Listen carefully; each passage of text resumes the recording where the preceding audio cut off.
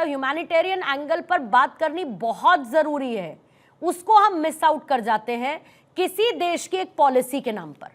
होगी यूएस की पॉलिसी हथकड़ी लगाने की, बट उसको देखने से समस्या तो होगी ना। Good evening to my fellow panel. देखिए, बिल्कुल महत्वपूर्ण प्रश्न है, ह्यूमैनिटेरियन ग्राउंड होना चाहिए, लेकिन आपको ये भी देखना पड़ेगा कि ये चीजें हो क्यों रही है। देखिए, एक लॉ होता है, उसमें मैं इसलिए नहीं जाऊंगा कि सलम मणि साहब और बाकी पूर्व राजनीतिक व्यक्तियों ने ऑलरेडी जो डिप्लोमेट्स रहे उन्होंने व्यक्त कर दिया, लेकिन मैं कुछ आंकड़े देना चाहता हूं कि ऐसे बहुत सारे देश क्यों कर रहे हैं। भाई, 23 सितंबर 2023 में एक कोलंबियन को डिपोर्ट किया था यूके से, उसने कमिट कर लिया, सुसाइड कर लिया था।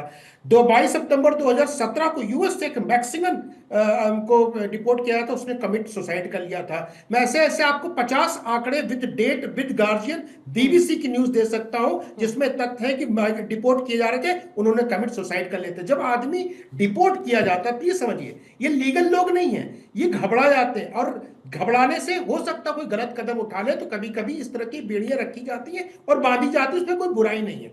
अब आते हैं मुख्य प्रश्न में कि ऐसा क्यों हो रहा है। अभी हमारे एक मित्र नीरज जी बता रहे थे कि ये बेरोजगारी, बताइए 40 लाख रुपए दे के या 50 लाख रुपए दे के या अपनी जमीन बेच के, अपना घर बेच के आप इलीगल तरीके से जा रहे हो। आप इतने मूर्ख हो क्या कि आपको पता नहीं कि वीजा लगा के विदेश जा रहे हो, तब बिना वीजा के अगर जा रहे हो, किसी द्वारा जा रहे हो, कहीं कहीं वाया वाया जा रहे हो, तो गड़बड़ा। आप ये बताइए कौन सा रोजगार नहीं सृजन हो सकता है 40 लाख के अंदर। हम बोलते हैं 5 लाख में तो आपको आपकी किचन बन जाता है जिसमें आप डिलीवरी कर सकते हो, 50 लाख में एक रेस्टोरेंट तैयार हो जाता है, इसमें आप काम कर सकते हो, 50 लाख में ट्रक ले सकते हो, उसमें लोन ले सकते हो, अपने जमीन के अगेंस्ट हो सकते हो। लेकिन ये जाते क्यों हैं, हम उसका कारण बताते हैं। क्योंकि सबसे ज्यादा डॉलर के लालच होता है कि वहां जाते हैं लेबर का काम करने। इनको ऐसा नहीं कोई आईटी एक्सपर्ट है वहां पे आईटी का काम मिलेगा, या कोई पढ़े लिखे बहुत ज्यादा इनको रोजगार मिलेगा।